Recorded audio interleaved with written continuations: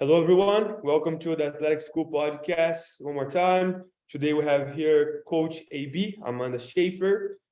She's a pitching instructor, mental skill coach, runs the Fearless Fast Pitch with the mission to impact young women on and off the softball field. Amanda, thanks so much for joining us. Happy to be here. Thanks for having me. Yeah, so my first question for you is what inspired you to start the Fearless Fast Pitch? I think the Instagram account it's awesome. You have a lot of followers, and I've seen you helping a lot of people. So what inspired you? Yeah, that's a great question. I am a softball coach by nature. And so I had been coaching for a couple of years and really giving pitching lessons. And a lot of what evolved out of what I do today was a desire to help my athletes be more confident, be more fearless. And ironically, I got married. And so my maiden name used to be my business. And so then I had to kind of pivot, who is Coach Schaefer? So I just really liked the idea of being fearless and what that meant. And I just started posting content and research that I thought would help my athletes, my little corner of the world. At the time, I think I was coaching, maybe 5 to 10 athletes in a given week. And then it just kind of took off. So just really wanting to understand what makes a player confident and understanding that there's real mental performance tools and discovering that and diving more and more into the research. And I know you're into helping your athletes and everyone listening too, that this is actually something that you can train and teach, which is incredibly fascinating and exciting. So here we are. Yeah, cool. And why fearless? What the word fearless mean to you? Yeah, I think everyone thinks, fearless means that you don't have fears, but it does. It's what you do despite them. And so I think about softball. The goal is not to get rid of failure. We have one of the highest failure rate sports, soccer, basketball, volleyball, all these sports. You're going to fail. What do you do in spite of the failure? And I think the same thing goes for your fears and your self-doubt and your negative thoughts. The goal is not to get rid of them. The goal is to manage them, shift your perspective. And that's what it means to me to be fearless, is how do you show up despite your fears? Yeah, and that's awesome, because I feel like a lot of athletes, a lot of people in general, when we talk about fear, when we talk about, I don't know, emotions in general, I love Stoicism, which is a type of philosophy, and they talk about how to deal with emotions. And a lot of people think it's about not having emotions, and it's actually not about not having emotions. It's just how you deal with those emotions, because emotions are gonna come and go every time, all the time during the day, but it's how we deal with them. And I love what you said, and I hope people can listen to that and believe that they can, like you said, like they can change, they can train that, and they can get better eventually. Yeah. One of the things I heard about emotions that I loved, another performance coach described it as waves. I thought that was really fascinating because the waves keep coming. You get to choose which ones you surf. Mm-hmm. And I always use the analogy of, there's so many analogies out there, but I use the analogy of weather, right? Like we don't change the weather, we check the weather. And so, it's funny, I ask some of my athletes on a call, do you like rainy days? And some of them will say, oh, rainy days, they're bad, they're gloomy, it's that negative connotation. But then, some of us like curling up with a good book and a blanket and saying, I don't mind a rainy day here and there. And so when we label our emotions as good or bad, and it's like, well, sometimes we can welcome frustration. We can get curious with anger. We can experience sadness, which then makes the sunny days and the happy days and the exciting times and the triumphs that much better. They're just different wavelengths and different weathers. And gosh, it's just so cool to see all these other coaches in this industry and this area that, gosh, like if we could just teach our athletes this, it's so exciting and so impactful. Yeah, no, I love that. And I never think about the weather and the waves, and it makes a lot of sense. Yeah. So I saw that you started the confidence camp. Could you talk to us? What is that? What the athletes go through in that camp? Yeah. So we host confidence camp a couple of times a year. And the thing I kept running into was, how do I educate players on this this introductory level of, if an athlete said, I think I want to pick up basketball. Well, you would go to a basketball camp. If you wanted to pick up, like for pitching, if I wanted to become a pitcher, I would go to a pitching lesson. And so we have our main program, the Fearless Warrior program. It's, long, it's a couple months program. We guide them through everything that we teach. And I just noticed that was overwhelming for somebody who, if a parent or a player had never heard of mental performance before. It can be really intimidating, especially if you don't know, what these skills are, how they work, what it looks like, and what it can give your athlete. So when I created Confidence Camp, I thought, well, what is an introductory skill that I could teach athletes on a Zoom call to really help them understand just one simple skill that they could use right away. We teach self 1 versus self 2, and they get to walk away getting to use that. So if they had practice that night, they have a game that weekend, they're literally taking that mental skill and applying it. And that's the magic of just showing athletes, like, this is actually working, or this is cool, and this is how we shift our mindset instead of staying stuck in. A lot of athletes make the mistake of, I have to feel confident first, and then my success will come. And we know, right, that it's the mindset work before the performance, the process before the outcome. So it's been a blast running Confidence Camp. I think it's brought a lot of education to the space. I would love to run Confidence Camp for more sports because it's applicable across all channels. So yeah, it's a blast. I'm having a bunch of insights right here about soccer, and our friend, my partner in the athletic school, he does volleyball, and we're just actually talking about that this morning. How doing something like that, and like you said, yeah, I'm sure it applies to every sport and even other areas in your life, in business and other stuff. And they just need to get their feet wet.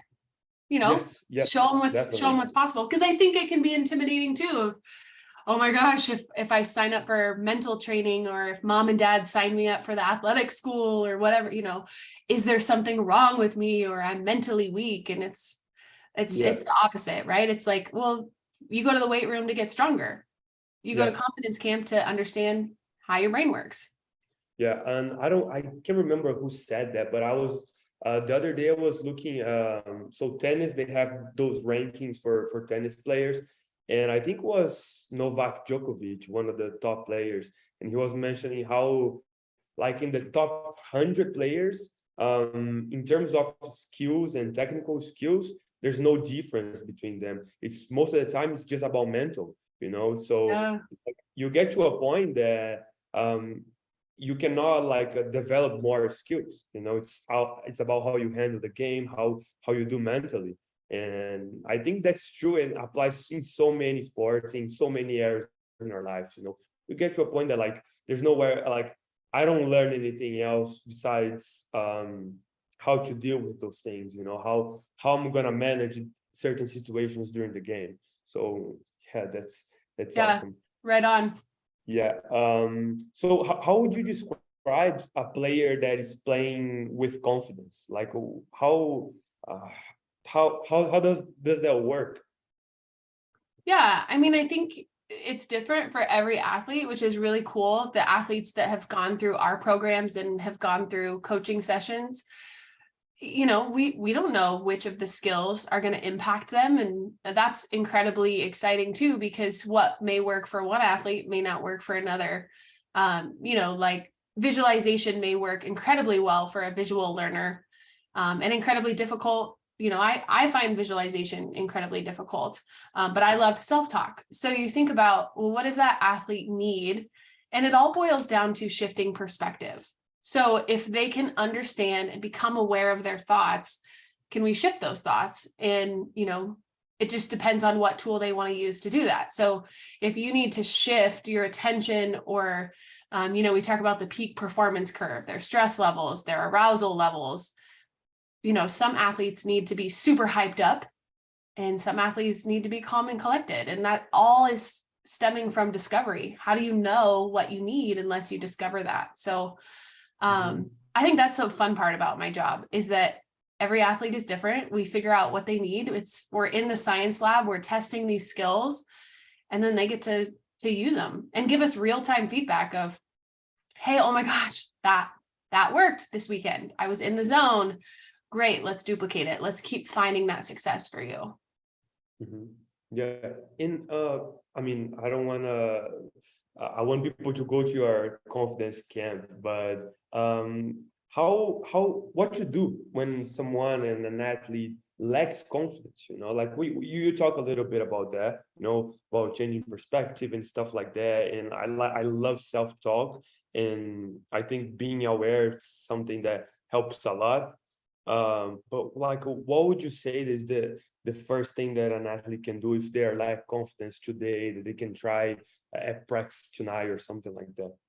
Yeah, every single athlete that I am introduced to, the first thing that we start with is awareness. Our parents, if you were born in the 70s or you grew up in the 70s or the 80s, 90s, the fad diets were super popular. Food logs, food dieting, just like an intake journal. I joke about food logs, but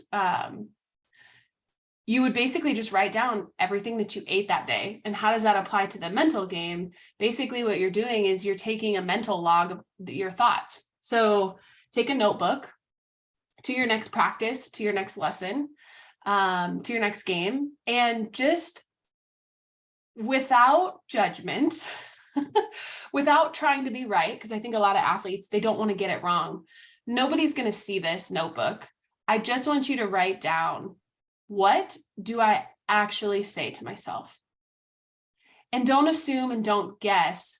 Really take a mental note of, what did I say? What did I say, when I was just, running up and down the field? What was I saying when I was on the bench? What was my emotional state when I had to kick in overtime? And those are going to be different. And you cannot, the example that I use is, if you wanted to go to, do you guys have like kicking coaches, or, like goalkeeper lessons? Yes.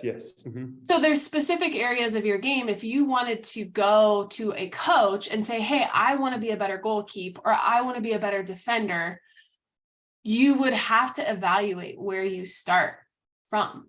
Like for us, if I was a pitching coach, I can't coach you on how to be a better pitcher until I first see you pitch.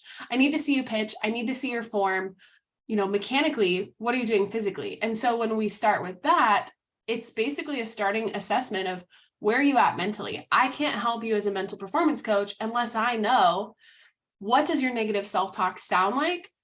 Are there moments where you are positive, and how does that affect your performance? And I think even without a mental performance coach, if athletes want to take this and just start with a thought log, we all have phones, right? You could even do it in a note app on your phone, and you can start to see patterns. So if you had a really great practice and there was no pressure and you were having a blast and the results were there, well, what were you telling yourself? And on the flip side, if you have your worst game ever, well, chances are you probably had negative self-talk. There was a stimulus that affected you. Maybe you didn't eat. Maybe coach said something that, made you mad. You can start to see patterns, but in order for that to happen, you can't sugarcoat it. You can't write down, what you think we want to see. It just has to be out there, and you can burn it when you're done. Nobody has to see it. You're not turning it in. You don't have to share it with your parents. I would just start taking a mental thought log. And if you do that for a couple of days, you're going to start to see patterns like, oh my gosh, I keep telling myself this same thought. Oh, okay, great. How do I shift that thought? Well, work with a mental performance coach or reframe, so, yeah. And I would tell that for any coach, any athlete, just it's where you got to start. Yeah, no, and I think that's a great idea. So in the beginning, you were talking about failure a little bit, and how it's not about not failing at all. So how we manage that. And I think you just said a wonderful skill that a tool that we can use. But for people that are listening to us and they don't have a mental coach, and they made a mistake during the game yesterday, and now they don't feel confident enough to go back to the field and do their best. How should they approach failure? How they should look at failure? How to not feel bad, I guess, when you Yeah. failure, when you fail on something. Yeah. I think it's the meaning that we place on failure, right? Like, does failure define you as an athlete? And you could say, if you were working with an athlete, and if I was talking to all of your athletes listening to this and say, who's your idol? Who do you look up to? Who's somebody that is at the peak of their game? And do they make mistakes? Did you make a mistake that they would have made? And chances are, especially in softball, yeah, they're going to strike out. Well, they're the best of the best. So that gives it a sense of relatability. But then also, does that mean that you're a bad hitter? Does that mean that you're a bad soccer player if you miss that? And so starting to think about failure as, I'm using it to learn. Now, there are athletes that I don't want you guys to ruminate on your failures and constantly obsess over what you did wrong. But let me ask you this. If all you ever experienced was success, how do you recreate that? Mm-hmm. How do you know, success is a crappy teacher. Yeah. If we fail, we know not to make that same mistake again. And, a very specific example would be something that frustrates our athletes a lot is, I struck out on the changeup, or I keep striking out on the outside pitch. Well, eventually you're going to fail so many times at that one skill, you're going to come on the other side of that. I dare you to throw me a changeup. I dare you to throw me outside. And if you can take that failure and make you better, is going to move you much faster and farther than the athletes who are incredibly talented that just get lucky because they just keep finding success. And a lot of sports is luck and success. But if you can start to look at failure as, what does this mean about me? And what is it teaching me? Is incredibly powerful. Yeah, I love that because and especially when we look at athletes that they are successful, there's so many stories that they had to fail so many times before they succeed. And I think for me, especially as an athlete, I think we forget sometimes that that's how it works, Yeah, because all we see that, is success, the comparison. yes. Oh, they're so successful. Yeah, there's actually a book called Fail Big. And I love it because it talks about how you should fail, and you should fail fast as you can, Yes. so you can improve and then you can succeed, Yeah. and it's all about that. It's about going out there and not being scared to fail, because in order to succeed, you need to fail before, so you can learn. And I love what you said about success. It's a crappy teacher, and it is. So yeah, I love that. So we're talking about mental skills, and so for the people that are listening to us again, what are some of the skills that you teach that we can use in our daily lives to improve our mental game? Yeah, I love that question. So there are a lot of different skills out there, and I think if you boil it down to the most common, I call those the big six. I also call them game skills. So when we think about our self-talk, our routines, our breathing, our visualization, I teach grounding techniques and failure recovery. I consider those to be the most duplicated across the mental performance world that most people have heard of. And I absolutely teach those, but what I also teach is we start with the athlete themselves. So I could teach you all of these tactical skills that you're going to use in the game. But if I don't address who you are as an athlete first, like I said, we have to start with awareness. What is your support system? What's your environment? What are your triggers? What's your identity? And how are you choosing to let your sport or your performance define you? We talk about core values as part of that. We talk about personality. And if you can show up authentically as yourself, that applies to your life and your sport. We also talk about goals, which is common as well, but I think that's forgotten in the mental performance world, that we have to match our goals with our mental game, because things are hard and it's not just physical. I think your goals also involve discipline and perseverance. And then we also talk about your why, which is grounding in, again, when it gets hard, like, why are you doing this? Why do you want this? And I know a lot of this generation struggles with comparison, which is fair. I mean, when we played, we didn't have Twitter and Game Changer and live stats and recruiting announcements and all of that pressure. So, and we also talk about problem solving and leadership. So again, it's really cool for the athletes that are listening to this. You can use these same skills when you're taking a test. If you get nervous taking tests, you can use these skills when you're nervous to talk to a coach or a parent. How do we, use these on the job? Eventually we hang up our cleats and we can use these in the workforce. And I use some of these skills.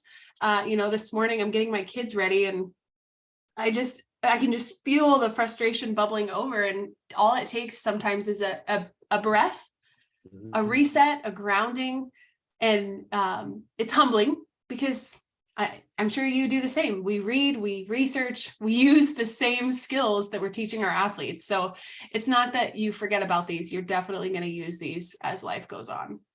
Yeah, awesome. And we talk a lot about players and athletes itself. But when it comes to coaches, how does the coach influence athletes' performance? Especially because I feel like there are so many coaches out there. They are not aware of those mental issues, mental skills that we have, and sometimes it's hard for athletes to bring some stuff to the coaches. So what do you think the coaches, do you think coaches influence the athletes' performance? And I mean, I just want to get to that first, and then because I have so many questions about and players, because I mean, I'm a player and I had 100 different coaches, and some they were more welcome in terms of about pressure, how we deal with this, how we deal with that. And some coaches, they don't care how we feel. Some coaches, they do care how you feel. So what would you say the coach's influence in an athlete's performance? Yeah, as much as I would hate to admit it, you're right. I think you're definitely right. There are good coaches and quote unquote bad coaches, and it's not that they're being malicious on purpose. I just think some coaches don't understand the mental stamina, and I've made these mistakes as a coach too.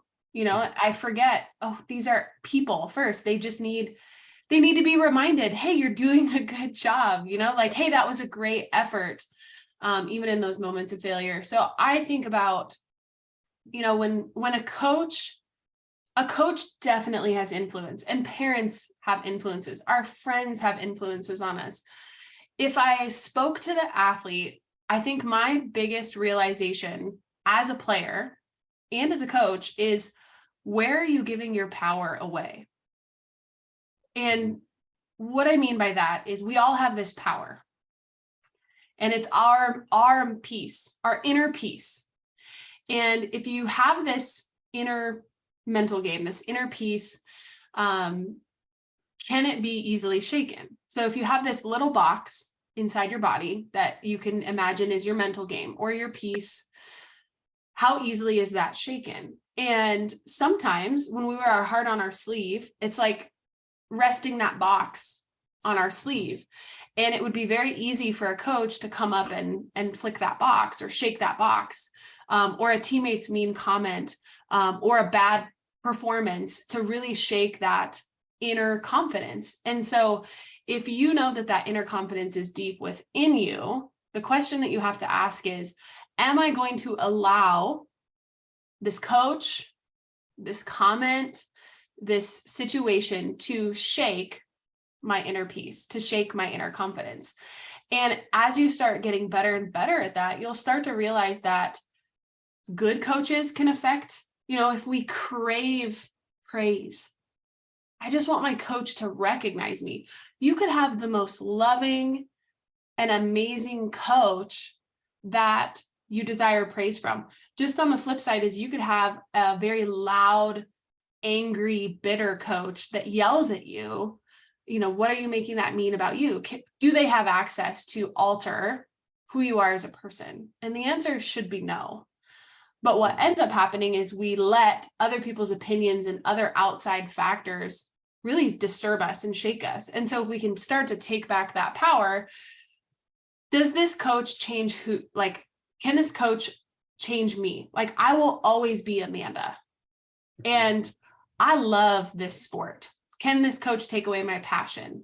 Now, at times, sure, in the middle of off season, when you have conditioning at 6 a.m. and you're tired or you're facing an injury, yeah, that's going to be tested. It doesn't mean that it doesn't make it hard. It just means do a check-in. Where am I giving my power away? Oh gosh, I would love to share this with you. I need to find the link. Kara Lawson is a basketball coach, women's basketball coach. She has a great video where she talks about, don't give me that power. Mm-hmm. And she's an amazing, phenomenal coach. So I think the question is, to athletes specifically, where are you giving your power away, and how do you take your power back? Mm-hmm. Yeah, I agree 100%. And again, I think we forget about that and it comes back to awareness. I think we need to be aware of things that we're doing in a daily basis. The other day I had a guest speaker about stoicism again, and we talk about how everything in life, it's neutral. It's how we judge things that what really matters. So yeah. Your coach comes to you and says something, and it's how you're going to judge, it's how you're going to take it that really matters.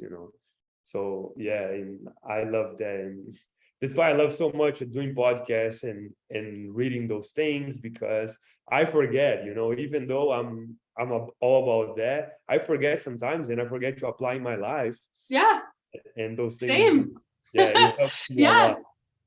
Yeah, but I think that's what makes it different, is that, some of the best coaches, some of the best mental performance, practitioners out there are saying, look, I'm not perfect.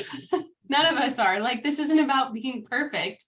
This is about being vulnerable and saying, okay, let's try this again. Let's do this again. And we're not immune. We're not immune to failure, and we're not immune to negative thoughts, and we're definitely not immune to triggers and outside, influences in life and all the things. Yes, definitely. So we talk about so many different tools that people can use, and there's just one more that I saw you talking about, the anchor. And could you talk about that a little bit? I saw a video, I think, about you talking about the anchor, and I'm not sure what it is. I don't really remember. Could you talk about that? Yeah. So the way that we think about anchors is it's a grounding technique to be able to get you in the present moment. So if you've heard of the term, be where your feet are, be in the present moment. Again, those are amazing, amazing comments, quotes, resources. But if an athlete doesn't know how, okay, that sounds great, but how? And when you're in the present moment, you're performing at your best. We're not worried about the future. We're not worried about our past performances. We're just in the here and now. Do I trust my ability to get the job done now? What's in front of me now? And using an anchor, I just saw this. I can't remember which athlete it was. I think it was a linebacker. There's a mental performance coach out there that talks about the power of the red dot. And they'll take a red Sharpie and draw a dot, on their wrist tape or on their golf glove. And then when they look at that red dot, they see that as a reset button, as if I'm in the present moment and I'm not in my mind, or I'm not worried about the next shot, I'm literally looking down at my hand in real time and I have to see that red dot. That's anchoring me in the present moment.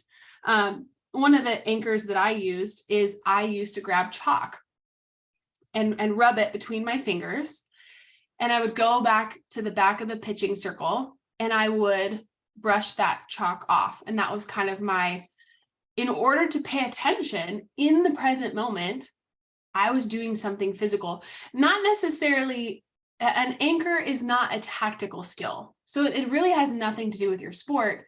It's just something that you can do every single time that gives you a sense of comfort, and it gives you a sense of being in the present moment. So, like, I don't know if it would be like a logo on your shorts or your drawstring of your shorts, or if you always wear a headband, readjust your headband. Maybe it's, your right, what's the thing on the end of your shoelace called? There's like a funny term for it. Like, pick something so specific that you touch or adjust every single time. And the cool thing is too, is like some of the athletes that we've worked with come up with some really unique anchors, which is fun too. Yeah, no, that's cool. Yeah, having so many different ideas here. Yeah. That's why I didn't think about that. Awesome. And okay, so my last question for you, which I always ask our guest speakers, is how do you define success? Oh man, I don't know. How do you define that? How do you define success? I was just on a podcast the other day, and I have to stay true to what I believe. And I truly believe that in life, you can't get it wrong. And if we truly preach that failure is okay, man, you're making me think. I don't think you can get it wrong. So eventually, if you keep going, you'll find success, whether that's in life or sport. So how do you define it? I think if you define success as, did I show up? Did I serve? Right? Like, what does playing out full out look like? One of my business mentors talks about, well, how do you know if you played full out, and how do you define that? So, great question. Now I'm going to be thinking about this. I think, take your goal, take what you define success as, and then identify those things of, okay, if I am successful, like I think about myself, I'm going to show up and serve my athletes as best as possible. I'm going to do it with joy and excitement and love for what I do. And I'm just going to keep doing the tasks that I know I need to do, like showing up on coaching calls and sending out emails and spreading the message on podcasts. I seriously think that you can't get it wrong if you just keep going and you keep showing up. So for me, I think success is more about, how do you show up? How do you keep showing up? Yeah. And great question. I like that question. Yeah, no, and I like to ask those questions because every day I hear a different definition of success, and I change mine a little bit, so it's always interesting to hear what other people have to say. And I love what you said, because yesterday I actually had a really important decision to make, and I was talking to my mom about it, doing some mind stuff, like thinking, oh, what should I do? What should I not do? And then we end up the conclusion that, like, I told my mom, like, hey, I'm just gonna do it, and whatever it happens, it's not gonna have failure. Maybe it's not gonna turn out the way that I want, but I think in the future, I'll know that I did everything I could, that I showed up, and I did everything that was in my power at that moment, and there's nothing, like, I'm in peace. I'm in peace with myself that I did everything I could. So your inner peace. Yeah, Yep. it's deep within you. It can't be shaken by a decision. I love it. It's awesome. Yeah. Yeah. Well, Amanda, thank you so much. I love everything. I'm gonna need to re-listen to the podcast so many times because I think there's so much content and different tools that we can use as athletes, as as coaches. And I really appreciate all the insights that you gave me. Yeah, love it. I'll have to send you that link for that video from Kara Lawson, and I should post that to social media. But if anyone wants to follow or keep in touch, if you listen to this podcast, I would love to hear what your biggest takeaways are. We love that, like, we have athletes DM us all the time. So if you guys have questions, our DMs are available. You can find us on Instagram. So we love talking about this stuff, and I love, following you guys and listening to your podcast as well. So thanks for having me. Yeah, awesome. Thank you so much. Yeah.